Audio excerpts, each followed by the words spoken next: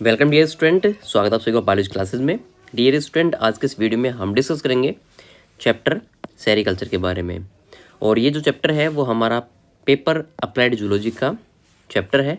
और applied zoology जो paper है वो बीएससी जो 3rd सेमेस्टर है, पास कोर्स स्टूडेंट्स जो कि राजस्थान यूनिवर्सिटी के हों या फिर RRBM यूनिवर्सिटी अलवर के हो, ठीक है, उन दोनों के लिए क्या है, मान्य है। तो सबसे पहले इसकी डेफिनेशन, इसके ऊपर क्वेश्चन आ सकता है। हालांकि जो आपके एग्ज़ाम होंगे 3rd सेमेस्टर के वो 50% क्वेश्चन जो है वो तो होंगे MCQs टाइप के, मतलब जिसमें आपको A, B, C और D टाइप का कुछ जो है ऑप्शंस मिलेगा आंसर का।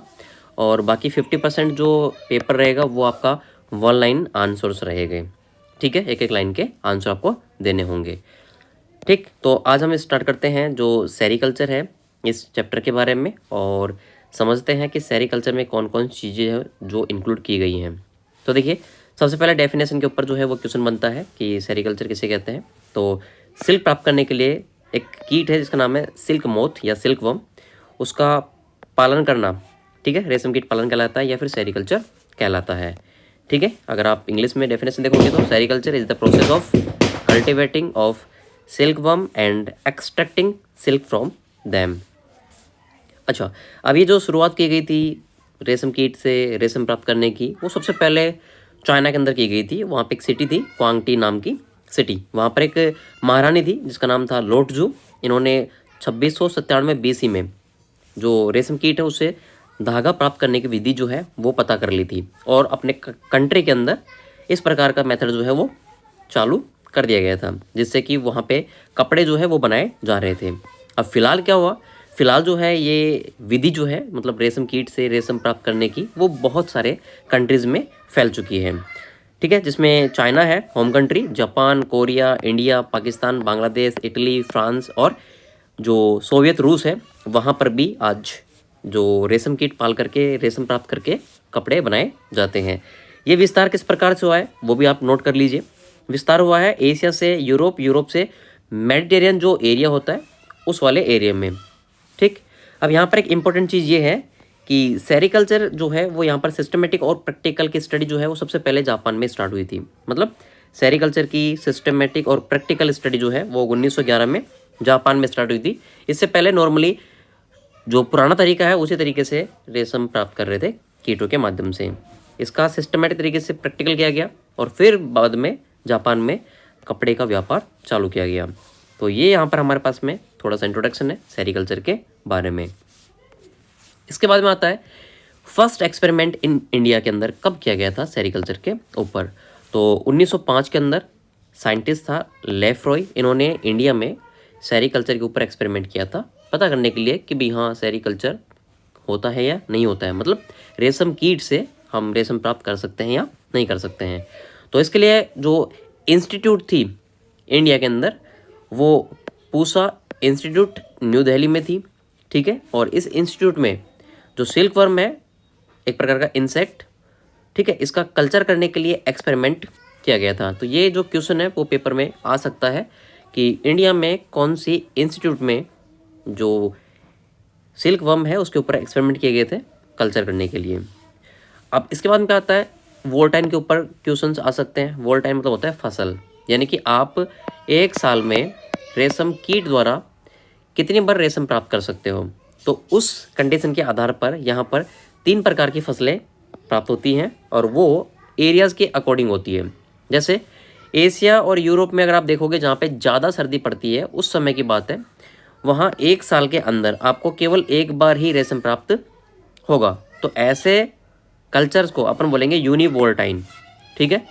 वहीं अगर आप एक साल में 2 फसल प्राप्त कर लेते हो, 6 महीने में रेशम प्राप्त कर रहे हो कीट से, तो वो कहलाएगा बाईवोल्टाइन। इसमें है एशिया और यूरोप जहाँ पे नॉर्मल जो क्लाइमेट्स है वो रहता है। वहीं अगर आप देखोगे इंडिया के अंदर ऐसे एरिया जहाँ पे गर्मी जो है वो ज़्यादा पड़ती है, तो वहाँ पर बहुत सारे मतलब एक साल में आप अनेक बार जो रेशम कीट है उससे आप रेशम प्राप्त कर सकते हो। तो इसको बोलते हैं मल्टी वोल्टाइन टाइप की फसल। इसके बाद में जो इम्पोर्टेंट इंसेक्ट है जिससे कि अच्छी क्वालिटी का रेशम जो है वो प्राप्त किया जा सकता है वो हमारे पास में है सिल्क वर्म। ये कॉमन नेम है वैसे इसका साइंटिफिक नेम जो है वो है बॉम्बिक्स मोराई, ठीक है। अब बॉम्बिक्स जो यहाँ पर है वो जीनस है और मोराई है यहाँ पर स्पीसीज है इस प्रकार के इंसेक्ट की, ठीक है।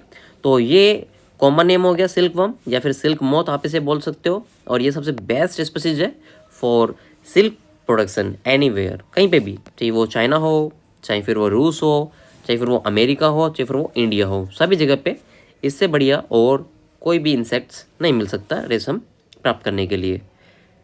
अब है नेक्स्ट क्लासिफिकेशन। क्लासिफिकेशन के ऊपर भी क्वेश्चंस पेपर में आ जाता है कि विच फाइलम, ठीक है, मतलब कौन सा फाइलम है जहाँ पर इंसेक्ट जो है वो इंक्लूड होते हैं। तो फाइलम आर्थ्रोपोडा में इंसेक्टों को रखा गया है। इंसेक्ट खुद एक क्लास है और इसका ऑर्डर जो है जिसमें रेशम कीट आता है वो है लेपिडोप्टेरा, और इसकी फैमिली है। फैमिली यहाँ पर आप रेशम प्राप्त करने के लिए 2 प्रकार की चूज़ कर सकते हो, जिसमें सबसे मोस्ट है बॉम्बिसिडी और दूसरी है सैटर्निडी। बॉम्बिसिडी में तो एक ही जीनस है जो बहुत ही अच्छी क्वालिटी का है जिसका नाम है बॉम्बिक्स, और उसकी एक ही जाति है जिसका नाम है मोराई। तो ये वाला जो इंसेक्ट है ना बॉम्बिसिडी वाली फैमिली का बॉम्बिक्स मोराई, ये हाईएस्ट क्वालिटी का है जिससे आप अच्छा रेशम प्राप्त कर सकते हो। वहीं कुछ कीट जो है वो दूसरे फैमिली से भी बिलोंग करते हैं, सैटर्निडी। इसमें यहाँ पर 3 कैटेगरी के कीट हैं, मतलब 3 प्रकार के जीनस हैं। इन जीनस के नाम आप अच्छे तरीके से याद कर लीजिए, ये पेपर में आ सकता है। पहला है एंथीरिया, दूसरा है थियोपेलिया और तीसरा है अटेकस। अब ये देखना पड़ेगा कि भाई कौन कौन से जीनस में कितने सारी स्पीसीज हैं जो रेशम बनाती हैं, ठीक है। इनको अब डिस्कस करेंगे। जैसे बॉम्बिक्स मोराई है, इधर वाली कैटेगरी को हम देखें, बॉम्बिक्स मोराई का कॉमन नेम है सिल्क वर्म, और इसका जो प्लांट होस्ट है, ये प्लांट होस्ट जो है वो इंपॉर्टेंट है, इसके ऊपर क्वेश्चन आएगा पेपर में, ठीक है। प्लांट होस्ट मलबरी है, तो मलबरी के ऊपर क्वेश्चन पूछ लेगा भाई मलबरी प्लांट के ऊपर कौन से प्रकार का इंसेक्ट पाया जाता है। तो आंसर होना चाहिए आपका बॉम्बिक्स मोराई, और कॉमन नेम जो है वो होना चाहिए सिल्क वर्म। ये बेस्ट क्वालिटी का क्या है, सिल्क मोथ है, ठीक है। शहतूश के पादप के ऊपर ये पाया जाता है। अब क्या है यहाँ पर भाई, ये जो सिल्क मोथ है या सिल्क वर्म है, इससे कौन कौन सी कंट्री जो है वो कल्चर करती है। तो चाइना तो इसका होम कंट्री है, सबसे पहले चाइना में हुआ था बॉम्बिक्स मोराई के द्वारा। इसके बाद में इंडिया भी करता है, जापान, कोरिया, इटली, फ्रांस, रसिया, ये सभी कंट्री जो है वो आज बॉम्बिक्स मोराई के माध्यम से उसका कल्चर करके उससे सिल्क प्राप्त करती हैं और कपड़े बनाती हैं। अब जो हमारे पास में दूसरी फैमिली थी जिसका नाम है सैटर्निडी, इस फैमिली में हमारे पास में 3 जीनस थे, एंथीरिया, थियोपेलिया और अटेकस। इन तीनों जीनस में कितने सारे स्पीसीज हैं जिनसे रेशम प्राप्त किया जा सकता है, वो सभी एक जगह पे यहाँ पर इंक्लूड है। वो आप इजीली यहाँ पर तैयारी करने के पर्पज से समझ सकते हो। जैसे कि स्पीसीज मैंने यहाँ पर इंक्लूड कर रखी है। एंथीरिया जो है ना, एंथीरिया, इसकी स्पीसीज कई सारी है, जैसे कि पैफिया है, टोइली है, असामेंसिस है, पेरनी है, रोइली है और यामामाई है। इन सभी की विशेषता भी है, वो हम आगे डिस्कस करेंगे। वहीं अगर आप दूसरे जीनस की बात करोगे आप थियोपेलिया की, इसकी, तो इसमें केवल एक ही है जो कि रिलीजियोसा है, और इसी से ही क्या होता है, रेशम प्राप्त किया जाता है। अब ये वाली कैटेगरी जो है वो किस प्रकार की है, गुणवत्ता में कैसी है, वो हम आगे डिस्कस करेंगे। वहीं अगर आप तीसरे जीनस की बात करोगे, अटेकस वाले जीनस की, तो इसमें 2 मोस्टली स्पीसीज आती हैं। एक का नाम है जो एल्टास है वो, और दूसरे का नाम है जो हमारे पास में रेचिनी है, या फिर उसको रेसिनी भी बोलते हैं, ठीक है। ये 2 स्पीसीज है अटेकस की, याद रखना, ये अटेकस की स्पीसीज हैं दोनों। और वहीं थियोपेलिया की एक ही स्पीसीज है। अब क्वेश्चन जो है पेपर में एमसीक्यू जो है वो इन्हीं में से बनेंगे, ठीक है। ये सारा आपके सामने यहीं पे प्रेजेंट है कि भाई एंथीरिया की कौन कौन सी जो स्पीसीज है वो है, बाकी कौन सी नहीं है। सपोज दैट ये 3 आपको ऑप्शन में दे देगा, ए, बी और सी करके, और एक आपको दे देगा रिलीजियोसा, तो फिर क्या होगा उसमें, आपका आंसर होना चाहिए रिलीजियोसा, ये नहीं है, ठीक है। बाकी 3 प्रेजेंट है। तो अब हम यहाँ पर डिस्कस करते हैं इन तीनों प्रकार के जीनस को बारी बारी से, ठीक है। देखिए सैटर्निडी में एंथीरिया हमारे पास में क्या है, जीनस है, इसमें एंथीरिया जीनस है, और इसमें पैफिया जो है वो हमारे पास में स्पीसीज है। अब पैफिया वाली जो स्पीसीज है इसको हम common name tussar silk moth के नाम से जानते हैं, और ये जो स्पीसीज है ना वो वाइल्ड टाइप की स्पीसीज है। वाइल्ड मतलब जंगली प्रकार की, जो पाल नहीं सकते। इसका जो प्लांट है ना वो यहाँ पर बहुत सारे हैं, जैसे कि ओक के प्लांट के ऊपर भी ये परजीवी मतलब पाई जाती है, बेर के प्लांट के ऊपर भी, जो साल है, ठीक है, साल के प्लांट के ऊपर भी पाई जाती है, और गूलर है उसके प्लांट पर भी पाई जाती है। ये सभी इनके पेड़ हैं जहाँ पर इनके जो लार्वा है वो प्रेजेंट होते हैं। इनका जो कोकून का कलर है वो येलो ब्राउन कलर का होता है। अब ये सारे जो मैंने यहाँ पे टॉपिक ऐड किए ना, प्लांट होस्ट, कोकून कलर, ये ही एमसीक्यूज में बन करके पेपर में आने वाले हैं, ठीक है। तो आपको ये याद रखना है कि पैफिया जो जाति है उसका कॉमन नेम क्या है, टसर सिल्क मॉथ, किस प्रकार की जाति है, वाइल्ड स्पीसीज है, कौन से प्लांट पे होस्ट है, तो ओक, बेर, साल या गोलर, इन सब में से आपको एक करना है। कोकून का कलर भी अगर हो सकता है पूछ ले तो फिर यहाँ पर येलो ब्राउन आपको करना है। अब दूसरी बात करते हैं टोइली वाली स्पीसीज की। ये हिमालय में पाई जाती है, ये इसी का ही मॉडिफिकेशन है, याद रखना पैफिया का ही क्या है ये मॉडिफिकेशन है। बस फर्क इतना है कि ये हिमालय में पाई जाएगी, वो कहाँ पे है, वाइल्ड स्पीसीज है। अब ये क्या है, यहाँ पर इसका प्लांट होस्ट जो है ना वो अकेला ओक है, और ये मॉडिफाइड होती है पैफिया की ही, ठीक है।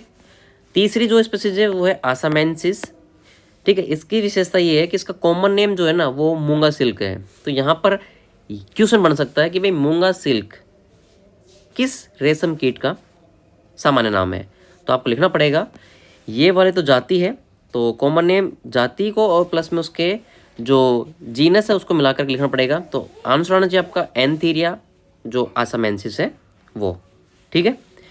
अब स्पीसीज टाइप सेमी डोमेस्टिक है, यानी कि आदि पालने वाली, और आदि मतलब वाइल्ड टाइप की है। होस्ट प्लांट देखा जाए तो मैचिलिस और दालचीनी का पादप है, और कोकून का कलर देखा जाए तो वाइट और मिल्क टाइप का है, दूधिया कलर होता है इसका। इससे प्राप्त धागा जो है ना जिसको अपन रेशम बोलते हैं वो मूंगा रेशम कहलाता है। क्या कहलाता है वो, मूंगा रेशम कहलाता है। तो क्वेश्चन ये बन सकता है कि किस रेशम कीट का रेशम मूंगा रेशम कहलाता है, तो आंसर आना चाहिए आसामेंसिस, ठीक है। अब है 4 नंबर की स्पीसीज जो कि पैरनी है, और 5 रोयली है, छठी जो है वो यामामाई है। इन तीनों को एक साथ यहाँ पे पढ़ लेते हैं क्योंकि तीनों ही जो है उनका common name oak silk worm है।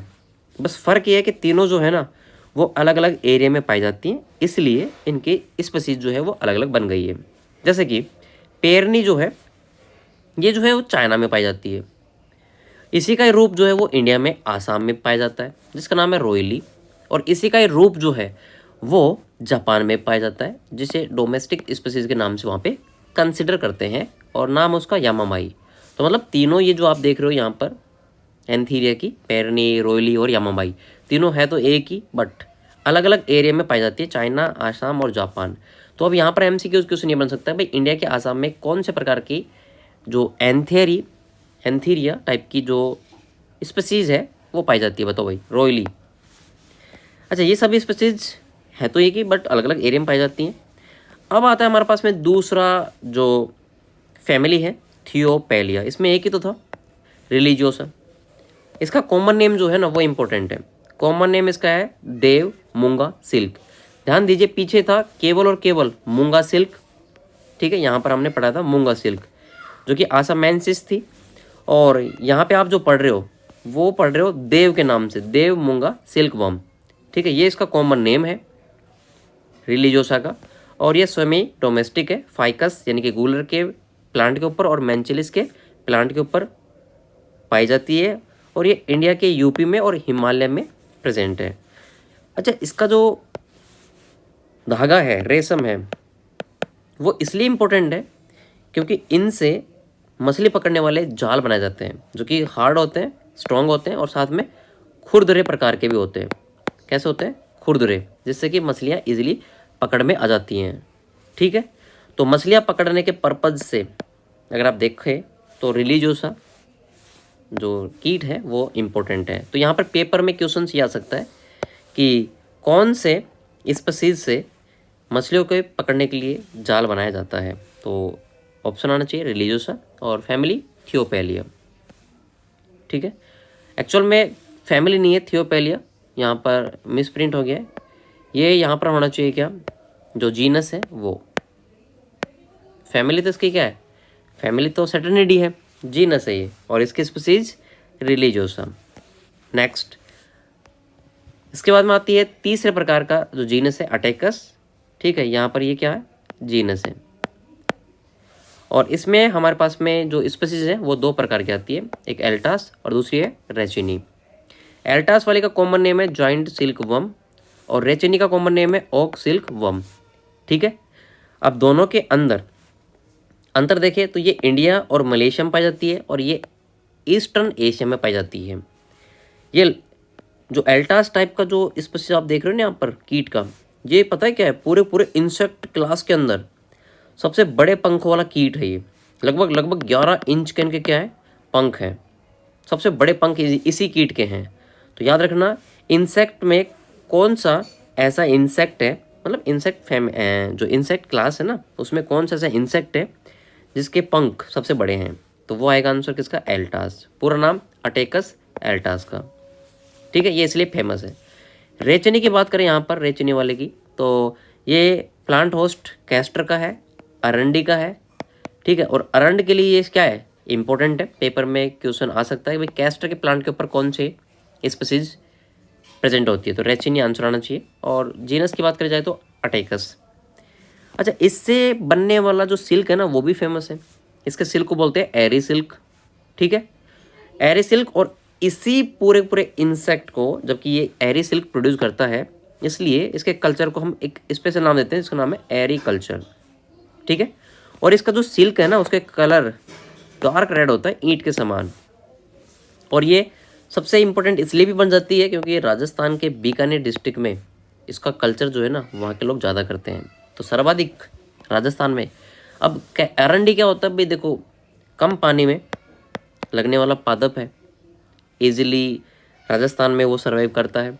वहाँ पर इसके ऊपर कीट जो है वो रेचिनी प्रकार का प्रेजेंट होता है, इसलिए ये यहाँ पर क्या करता है, रेशम बना देता है। ठीक है, इसके बाद में आता है बॉम्बिसीडी फैमिली, जिसमें एक ही है मोस्ट इम्पोर्टेंट कीट जिसका नाम है बॉम्बिक्स मोराई। सिंगल स्पीसीज है इसी की फैमिली की, और बेस्ट क्वालिटी की है।